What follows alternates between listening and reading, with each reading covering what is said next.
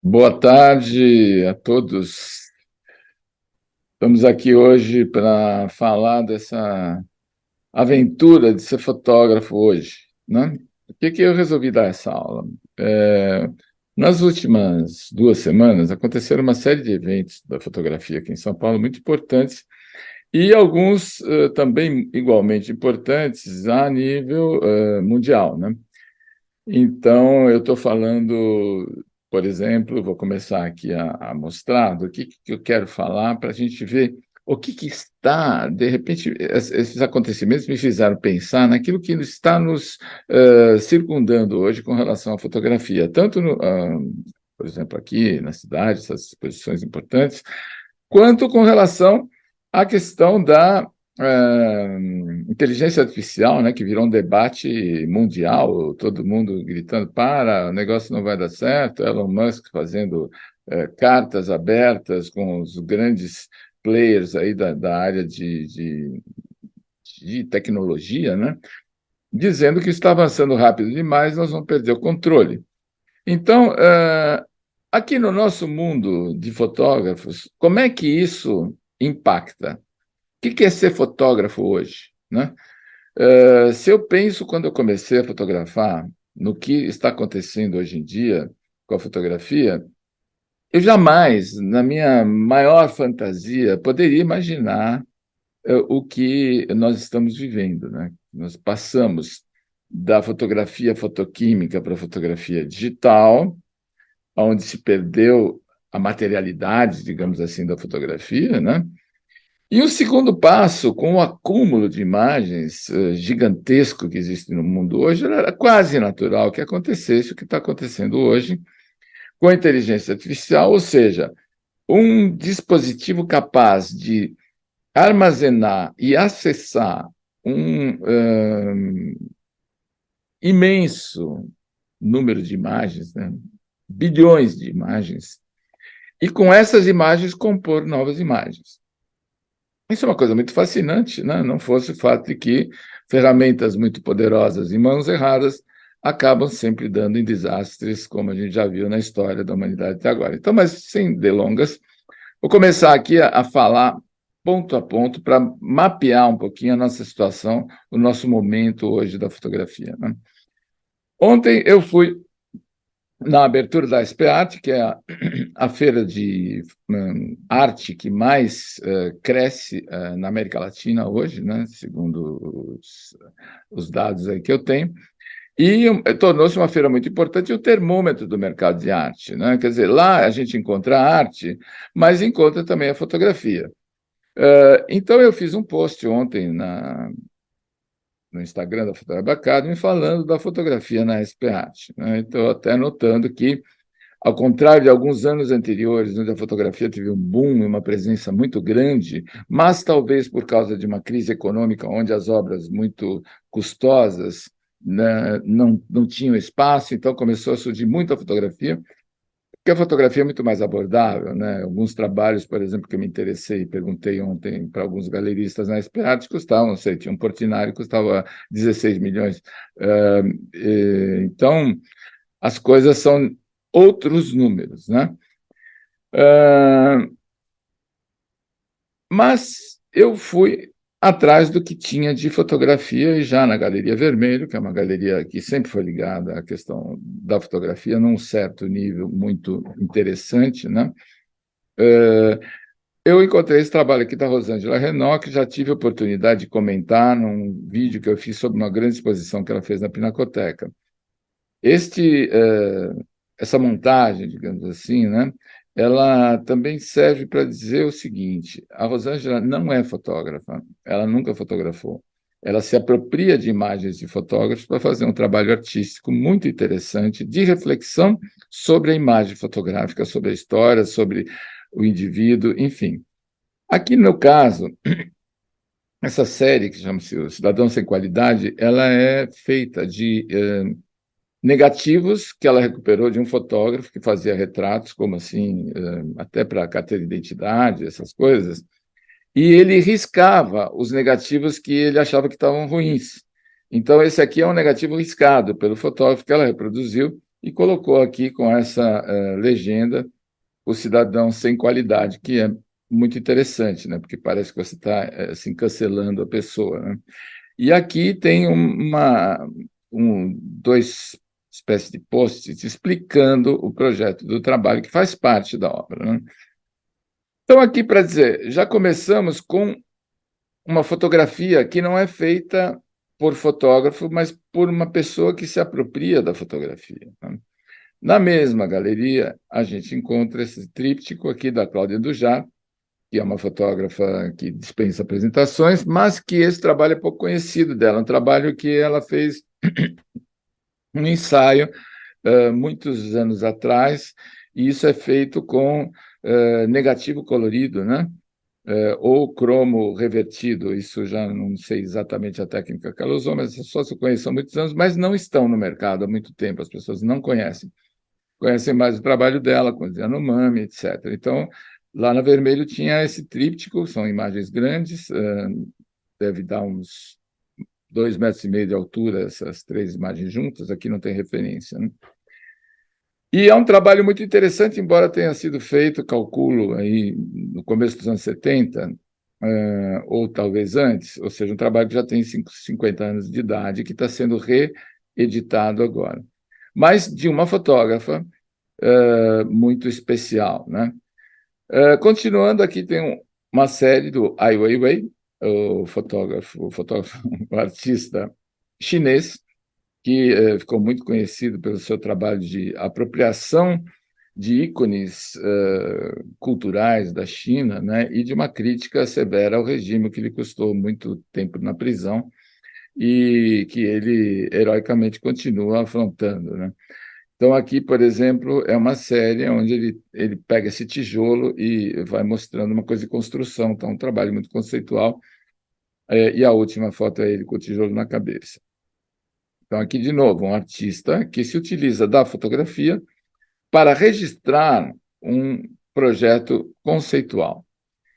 Na galeria Andrea Reder, tem esse trabalho da Alessandra Reder, que é uma jovem artista que trabalha com fotografia de uma maneira muito interessante. Aqui não dá para ver, mas eu vou fazer um post falando especificamente do trabalho dela, porque a Alessandra ela trabalha de uma maneira muito interessante. Ela pega uma foto e aí ela recorta pedaços dessa foto e vai pensando com alfinetes sobre a foto original, de modo que você vai criando uma outra camada, né? Às vezes ela faz isso, às vezes ela recorta na foto que fica em primeiro plano uns buracos. Então você vai vendo uma imagem que tem vários planos. Interessante que esse trabalho, eu até falei para ela, eu vi alguma coisa com o mesmo princípio na exposição do J.R., do artista francês, lá na Galeria Nara Resler, do qual eu vou falar daqui a pouco. Continuando aqui na galeria do Gabriel Wickbold, que é um fotógrafo brasileiro, embora esteja escrito Gallery aqui, uma parede toda que me surpreendeu, até do Greg Gorman. Greg Gorman é uma espécie de Bob Wolfenson de Hollywood, assim, para simplificar. Aqui, essas imagens aqui, o Andy Warhol, sempre reconhecível, a Marina Abramovic, Michael Jackson, Al Pacino, Orson Welles, enfim, uma galeria de personagens que só um fotógrafo de primeiríssima, digamos assim, grandeza consegue ter acesso, né? E esses trabalhos estavam lá, assim, trabalhos de uma fotografia de retratos clássica, muito bem realizados. Greg Gorman é um personagem conhecido mundialmente, fotografou todas as grandes estrelas da música, do cinema. E então tinha isso. Nessa galeria que tem em Paris e também em Lima, no Peru, tinha uma exposição temática desse fotógrafo que chama Georges Rousse, que é um fotógrafo que eu já conheci no Festival de Arles, na França, muitos anos atrás, e aonde ele faz uma intervenção. Vejam bem, isso aqui que vocês estão vendo não é uma aplicação de Photoshop nesse espaço. Isso aqui, ele vai no espaço, posiciona a câmera e pinta isso aqui como se fosse 3D. Falou, mas que sentido tem? Bom, o trabalho dele é esse, né? Então ele fez várias coisas, já esteve inclusive no Festival de Paraty, e fez uma instalação lá no Festival de Paraty também. Então ele trabalha com esse princípio do anamórfico, né? De colocar a câmera no lugar e fazer uma interferência de modo que você, né, pensa que aquilo foi desenhado sobre a foto, mas não, aquilo existe na realidade, foi feito para ser fotografado, né? Então, aqui tem até um pilar no meio, aqui, ó, não sei se dá para perceber, que sustenta esse teto, e ele vai construindo isso, que é uma coisa bem obsessiva, como muitos artistas também fazem. Então, esse aqui é o Jorge Russo. E, finalmente, do meu passeio lá na SP Arte, eu vou destacar aqui o Cristiano Mascaro, que tinha essa foto na Dan Galeria gigante, assim, deve ser mais ou menos, 1,5 m por 1,5 m. E é uma foto do pavilhão da Bienal. Para quem conhece, já percebe aqui o reflexo, refletido em alguma coisa, assim, numa calota esférica, né? Que devia ser algum trabalho que estava lá. A foto é de 1996, Cristiano, grande fotógrafo também, que provavelmente todos vocês já conhecem. E então aqui, quero, só para fechar a SP Art, eu queria anotar que ali existem trabalhos de fotógrafos que são conceituados em várias áreas, mas também muitos trabalhos de artistas que se apropriam da fotografia para a sua expressão, e que não são fotógrafos, né? Eventualmente usam a fotografia, como Ai Weiwei, e que usam a fotografia quase sempre, como a Rosângela Renault, mas apropriando-se de trabalhos já existentes, né? Aí vamos passar, então, para outro evento que foi na semana retrasada, que foi a inauguração da exposição do Evandro Teixeira no IMS São Paulo. Para quem não conhece, Evandro Teixeira é o decano dos fotojornalistas brasileiros, um fotógrafo importantíssimo. E, coincidência, vejam só, hoje é 31 de março, aniversário do golpe militar de 1964. Na verdade, o aniversário de verdade é dia 1º de abril, eles mudaram, porque senão ia virar piada. E aqui a gente vê, nessa imagem aqui que eu fiz da mesa redonda, né, que fizeram com ele na abertura da exposição, o Sérgio Burg, que é o diretor de IMS, conversando com ele, com uma jornalista que foi editora da revista Veja, e atrás dessa foto, que é uma foto muito interessante, é uma história incrível, porque ele conseguiu clandestinamente entrar no Forte Copacabana no momento do golpe militar, junto com um amigo dele que era oficial do Exército. E ele conseguiu fazer fotos que ninguém fez. Por exemplo, essa foto é uma foto feita de dentro do Forte Copacabana para fora, com um canhão ali na porta, quer dizer, que era, então, assim, simbolicamente, né, o momento em que começava esse evento, né, que durou muitos anos, infelizmente, da nossa ditadura militar. Aqui eu vou reproduzir um trecho de uma entrevista que eu fiz com ele em 2017. Quer dizer, já falei várias vezes do Evandro Teixeira, da importância dele no jornalismo brasileiro, na fotografia brasileira, né? E essas entrevistas, uma série de entrevistas que nós temos, estão disponíveis para os sócios do Clube Fotoweb. Vamos lá. A Câmara era o meu instrumento de trabalho contra o golpe militar. Já que eu não tinha para falar, eu não era estudante, não tinha palanque, era um jornalista, e eu, como era a conta, era a minha maneira de trabalhar a conta, era operando minha câmera, e assim eu fiz. Marcelo tudo semil, terminei, eu fiz aquela foto, né, da baixa ditadura, depois censurado, os jornais moravam dentro do Jornal do Brasil. O jornal era censurado, todos os repórteres eram presos, eram torturados, e muitos fotógrafos perderam equipamento, foram presos. Enfim, eu dei muita sorte, que eu levei alguma bordoada, corria muito e tal, mas, enfim. Na morte do Edson Lino, aí 5, aquela foto da baixa ditadura. Depois, em 83, eu descobri aquela foto que foi censurada no dia, não foi permitida, e ela virou um livro. Com aquela foto eu descobri 100 personagens dentro daquela foto, e que virou um livro contando a história de 100 personagens da Passeata do Centro. Então, essa é uma história maravilhosa, né, da fotografia brasileira, né?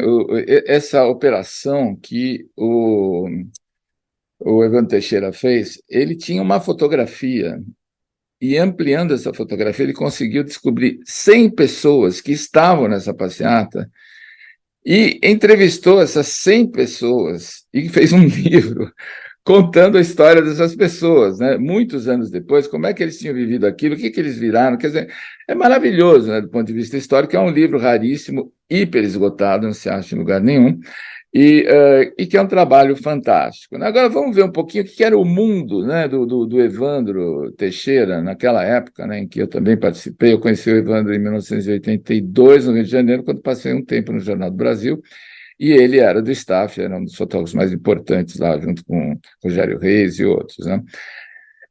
Então, isso aqui era o equipamento de um fotógrafo dele, né? Evandro Teixeira, nessa época. Vocês estão vendo aqui, ó, uma câmera Hasselblad, uma Leica, que depois eu vou detalhar, uma Rolleiflex e uma Nikon F2. E isso aqui era um equipamento de telefoto. Quer dizer, quando o fotojornalista estava viajando, fazendo uma cobertura no exterior e tal, o jeito de mandar uma imagem para o jornal era uma loucura. Revelava o filme no banheiro do hotel, pegava o negativo, fazia uma pequena ampliação e botava nesse rolo aqui, ó, que era uma espécie de scanner primitivo, que ainda a cópia molhada e transmitia pelo telefone para a redação do jornal, né? Então vejam como os meios, né, mudaram ultimamente. Essa aqui é uma Hasselblad, né, que era utilizada para coisas mais, digamos assim, menos de ação, né, porque a Hasselblad é uma câmera muito lenta de você operar, mas para retratos, essas coisas, em situações mais institucionais, era uma excelente qualidade ótica, né? Aí aqui tem uma Nikon F2, com a qual eu trabalhei muito também, inclusive para o jornalismo, né? Uma Leica, que era bem mais interessante, mais discreta, quando você tinha que fotografar sem ser percebido, porque sendo uma câmera sem espelho, né, mirrorless, ela não faz barulho, né? Em vez a F2 você faz um claque, faz aquele barulho do espelho batendo. Uma vez uma atriz no Teatro Municipal pediu no intervalo para parar de fotografar, porque eu estava tirando a concentração dela. Imagina a vergonha que eu passei.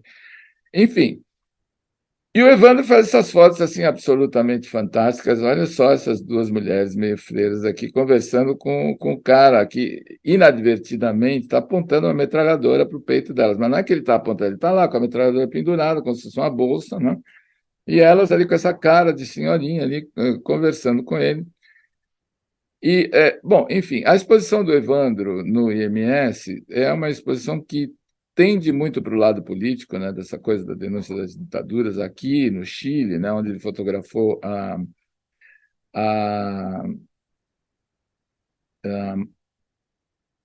a morte, não, mas o enterro, né, do Pablo Neruda, grande poeta, né?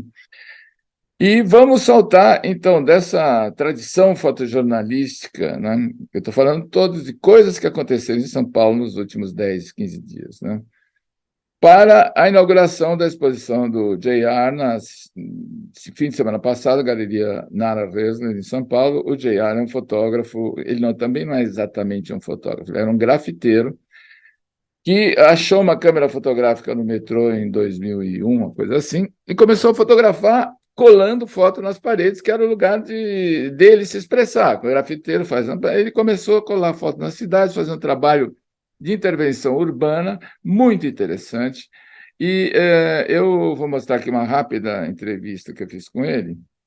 O que é fotografia para você? A fotografia, para mim, é simplesmente um meio. O importante é que você tenha uma coisa que você quer dizer, uma coisa que você quer exprimir. Então, a pintura, a fotografia, a escultura é um meio para exprimir isso. Eu uso justo a fotografia como uma técnica como outra. É o processo que é importante. A arte está no processo de fazer as coisas, de botar as pessoas juntas, de fazer, construir juntos. Essa é a parte mais importante para mim. Precisa se fixar na técnica, de bloquear na técnica, porque a gente fica mais livre para fazer as coisas. É uma forma de comunicação, é uma maneira de colocar as pessoas juntas, conectar pessoas.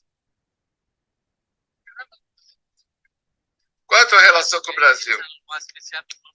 Eu tenho uma relação muito especial, porque eu venho ao Brasil já faz 15 anos, tenho uma escola aqui e continuo a descobrir o Brasil. Minha primeira exposição em São Paulo e tenho muita coisa ainda para fazer no Brasil. Muito obrigado. Bom, por que eu estou trazendo ele aqui? Eu já mostrei também mais de uma vez, né, para quem me segue aí, inclusive numa aula que eu dei que chama de Fotografia Fora da Caixa, que o mundo da fotografia é um mundo muito mais vasto do que aquilo que a gente supõe, né? Então, por exemplo, no caso dele, ele se apropriou da fotografia, essa coisa que ele diz assim, fotografia para mim é uma maneira de conectar as pessoas, ele levou esse trailer, que na verdade é uma Polaroid sobre 4 rodas, é uma coisa fantástica, porque na parte de trás, que não está aparecendo aqui, você entra e tem uma espécie de tenda, né, onde você puxa assim, e tem uma câmera fotográfica ali com um teclado, você põe os seus dados e faz uma foto. Essa foto vai para uma impressora que está atrás dessa grande lente aí, que está o casal, e imprime na hora uma foto. E ele faz esse trabalho, depois ele pega essa foto e dá de presente para as pessoas, né? Inclusive, eu fiz uma lá com os meus filhos e tal. E esse tipo de ação é muito interessante, né? Eu não sei se vocês já viram, tem um filme dele que está no MUBI, na plataforma MUBI, né? Que você pode acessar aí pela internet, que chama-se Visage Village, que ele fez um filme com essa grande cineasta francesa chamada Agnès Varda, que morreu faz um ano, e que eles viajam pela França fazendo esse projeto. Então, quer dizer, o trabalho dele com fotografia é um trabalho de uma grande liberdade, né? Ele falou para mim, eu nunca estudei fotografia, então eu me apropriei da fotografia do jeito que eu achava. Olha, isso aqui é uma imagem, por exemplo, que está lá dentro da galeria, só que ela está montada num plano completamente que não é plano, né? Então, isso dá uma outra sensação quando você observa a imagem, né? Isso ele já fez várias vezes, isso aqui é uma outra intervenção feita em Paris, onde você imagina que isso aqui é uma cena onde tem Tapume e você vê a Torre Eiffel ao fundo. Ele fez aqui uma montagem anamórfica, né, criando esse buraco no chão, com uma avenida lá embaixo, como se a torre fosse assim uma espécie de viaduto que fica em cima desse desfiladeiro, né? E isso daí é colado na parede, no chão, em dimensões gigantescas, né? Mesmo tipo de processo ele fez aqui na pirâmide do Louvre. Quem conhece sabe que a pirâmide do Louvre é essa daqui, ó. E aí ele cobriu toda a área circunstância com essas fotos que parece que isso aqui é uma cratera em volta e até alongando a posição da pirâmide aqui, né? Então, esse tipo de trabalho, né, é quase que difícil de classificar dentro do território da fotografia, mas é tudo feito com fotografia, né? Então, ele rompe com qualquer conceito de dimensão, de espaço, de exposição, de técnico, enfim. E se tornou um personagem, né? Esse aqui é um dos trabalhos que está na exposição, cujo tema é mão. É uma grande exposição. Quem estiver em São Paulo, eu sugiro que vá ver essa exposição na Galeria Nara Resler, que fica ali na Avenida Europa, porque é um trabalho único e raríssimo de você ver no Brasil com essa dimensão que está lá, né? A galeria está praticamente toda tomada pelo trabalho dele. Depois, são 2 galerias em uma, né? Um espaço muito grande. Na outra tem um trabalho do Vic Muniz, que é interessante também, mas não acrescenta muito ao que eu já vi dele. E, finalmente, eu queria falar de uma live que eu fiz na quarta-feira com o Carlos Salles, que é um jovem fotógrafo que aluga meu estúdio algumas vezes aqui, e que nós temos uma ótima relação e que ele me mostrou um trabalho que ele está fazendo com inteligência artificial e eu fiquei muito impressionado. Então, vou mostrar aqui para vocês. Esse foi o post que eu fiz no Instagram, falando de inteligência artificial de verdade, né? Porque, como poucas vezes eu vi, essas imagens têm uma força, uma verossimilhança assim, quase incrível, né? E é incrível imaginar que esses personagens não existem em lugar nenhum. Eles foram criados assim. Você chega para o Midjourney, que é esse programa que ele usou, fala: olha, eu quero pessoas no deserto, duas modelos vestidas mais ou menos assim. No rosto, elas vão ter óculos, porque isso aqui foi um ensaio para uma campanha para a Chili Beans, que é uma marca de roupas, acessórios que tem aqui no Brasil, né? E aí ele foi construindo essas imagens. Aqui tem outras de teste que ele fez, que eu acho impressionantes, porque a gente pode fazer qualquer tipo de observação, mas é muito incrível, né? São imagens que parecem muito reais, parecem muito verdadeiras, né? Ele até me disse que eles tentaram fazer uma coisa exagerando o surrealismo, assim, para mostrar que a coisa não era tão real, né? Mas olha isso aqui que interessante também, é surreal, né? Essa daqui também, né, das meninas aqui nesse orelhão. Enfim, nós estamos começando, mas para dar uma ideia, o Midjourney, que é essa ferramenta que se acessa somente através de uma rede que chama-se Discord, você entra lá e vai poder experimentar, podia experimentar até hoje. Hoje, o criador do Midjourney tirou a disponibilidade de fazer testes grátis, porque tem acontecido, como aconteceu recentemente, não sei se vocês acompanharam, as fotos do Trump sendo preso, que era falso, o Papa também em situações com uma metralhadora na mão, o próprio Elon Musk de braço dado com uma senadora americana que eles vivem brigando. Enfim, é uma situação que nós chegamos hoje com a inteligência artificial, que o perigo é de subverter a noção de realidade, né?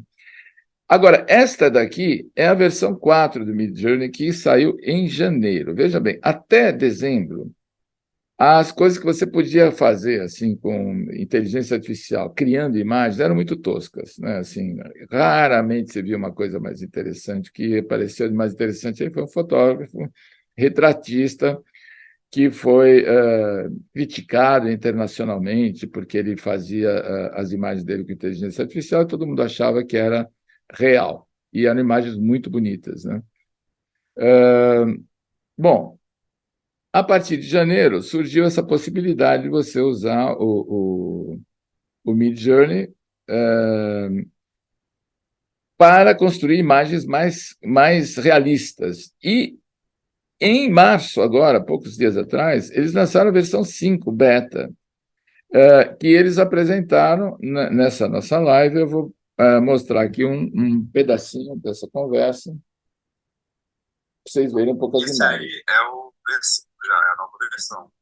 Aí você pode ver que tipo, a mão ali já não tá tão bugada, sabe? Já é uma mão que não é tão real. Olha só que ótimo.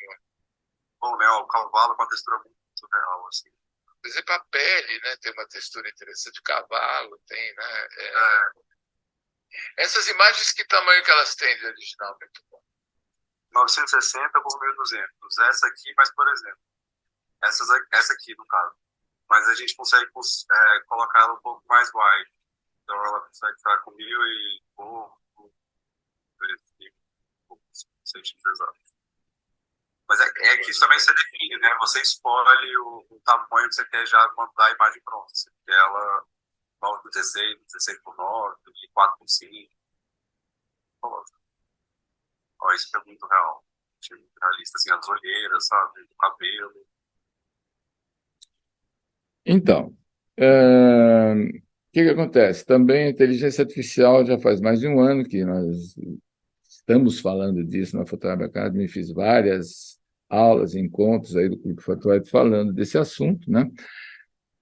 Porque é algo que está se desenvolvendo, mas que tomou uma dimensão nos últimos meses que é assustadora até pela velocidade com que se desenvolve.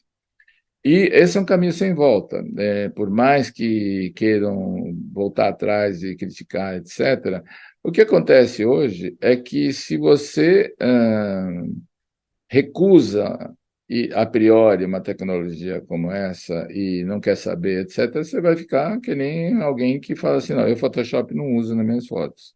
Ou vai, e sim, rapidissimamente vai ficar sem ter a possibilidade de utilizar um instrumento que pode ser poderosíssimo até para você trabalhar na sua própria imagem, né? Ou com suas próprias imagens. É uma coisa que está se desenvolvendo, é muito impressionante e que já está integrada na possibilidade de produção de imagem, a gente queira ou não queira, né? Então, tudo isso faz com que a gente tenha que pensar ou repensar a nossa fotografia, né? Então, eu acho que num cenário como esse, tão pleno de possibilidades e de assim maneiras de você se mostrar, de você se exprimir, de você se colocar, como é que você vai se colocar, né? Então, existe até hoje, por exemplo, fotógrafos que trabalham, já mostrei também, esse americano que trabalha sem câmera, faz trabalhos maravilhosos, mas ele trabalha só com laboratório fotográfico, com sistema fotoquímico, papel e luz. É uma escolha. Ele não vai ser afetado por tudo isso aqui. O JR, por exemplo, o trabalho que ele faz já é tão avant-garde, assim, já é tão revolucionário, tão peculiar, que um instrumento como inteligência artificial só vai ajudá-lo, porque ele faz composições, às vezes, com 100 personagens numa foto só, tudo montado, né? Então, agora nós, a gente que fotografa de uma maneira um pouco mais, digamos assim, normal, sem grandes projeções no mundo e sem grandes, talvez, expectativas, como é que a gente se posiciona com relação a isso? Como é que você vai lidar com toda essa informação e incorporar isso ao seu trabalho, ou tomar posição com relação a isso, dizer assim, então eu vou fazer do meu trabalho um recorte assim, assim, pronto, acabou.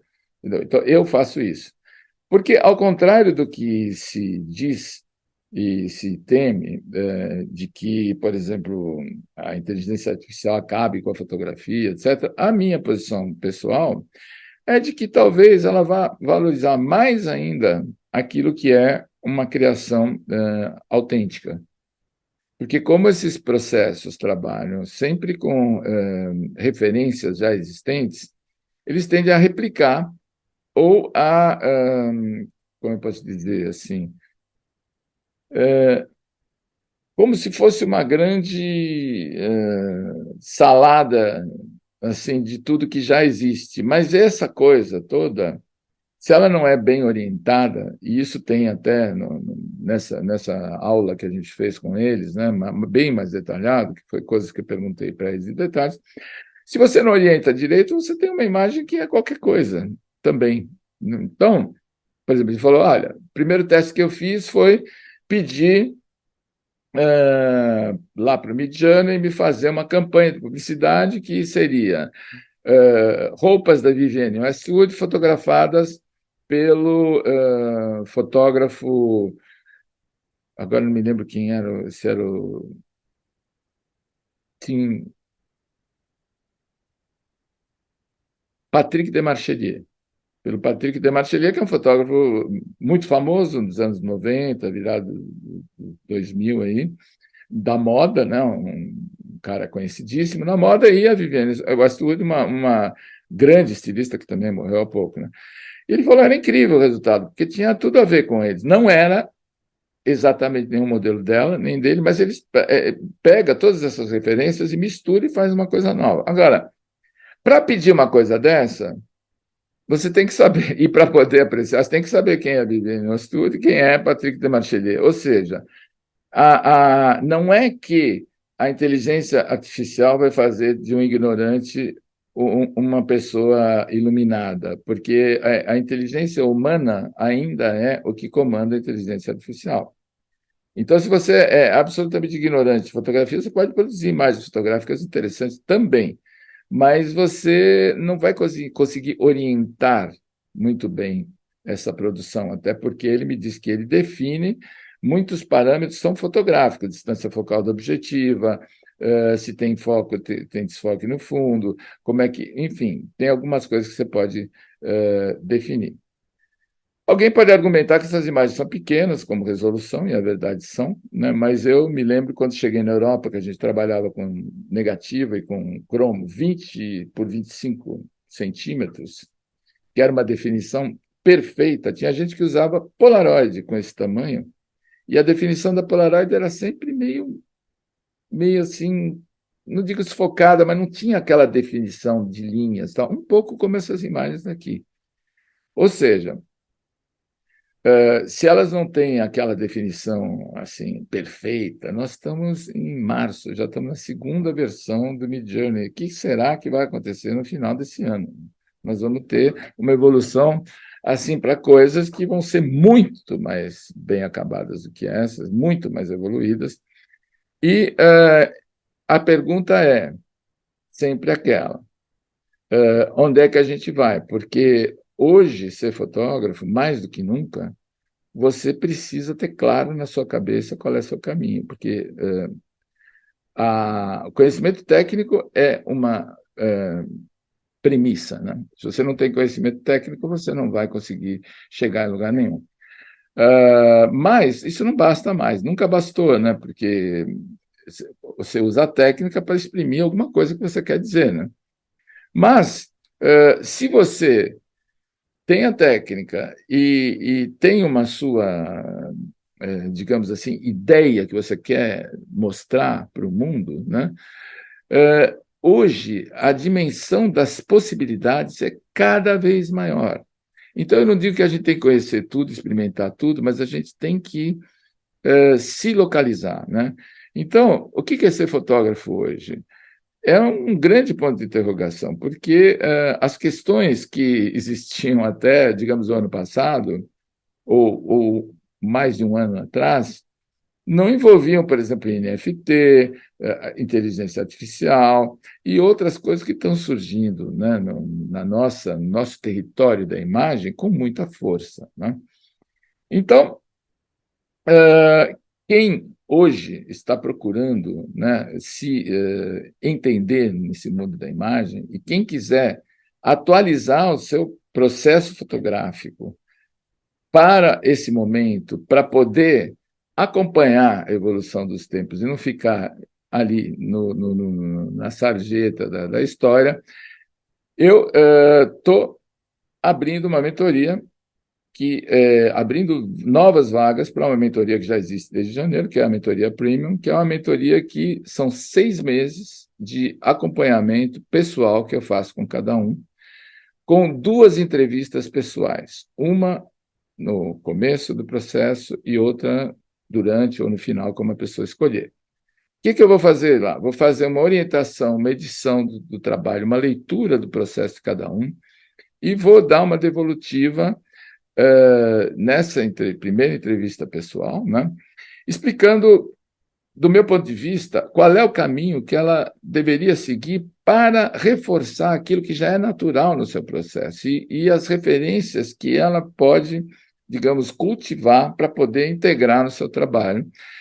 E, nesse processo, em reuniões quinzenais, que serão de um grupo pequeno dessa mentoria, nós vamos desenvolver, então, uma orientação para que você possa, durante 6 meses, desenvolver o seu projeto e chegar num outro patamar, de ter mais clareza, de saber onde é que você vai, o que você vai utilizar, o que você não vai utilizar, como é que você vai colocar o seu trabalho.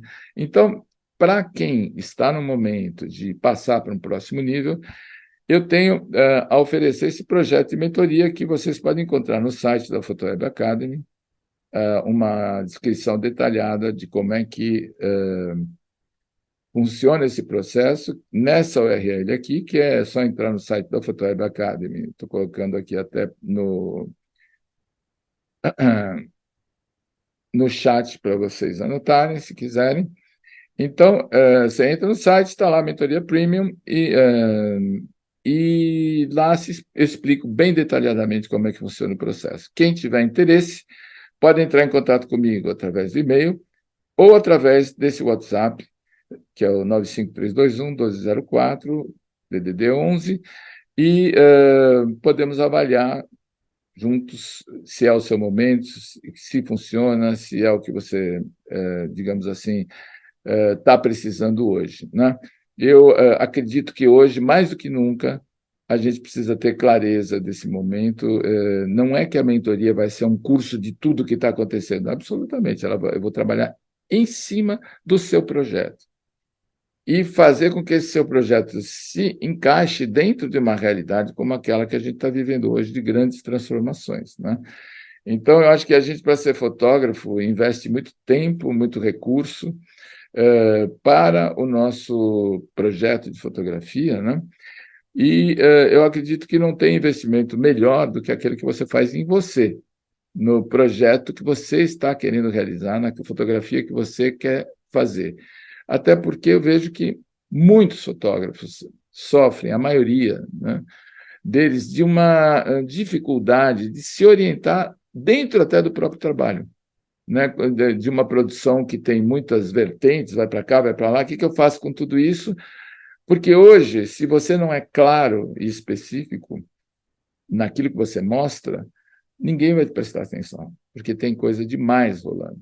E agora tem até os bots, né, produzindo imagem para a gente, e esse vai ser o mundo daqui para frente, né? Então é isso, agradeço a presença de vocês aqui para essa aula e fico disponível para quem tiver interesse na mentoria, e nos vemos numa próxima ocasião.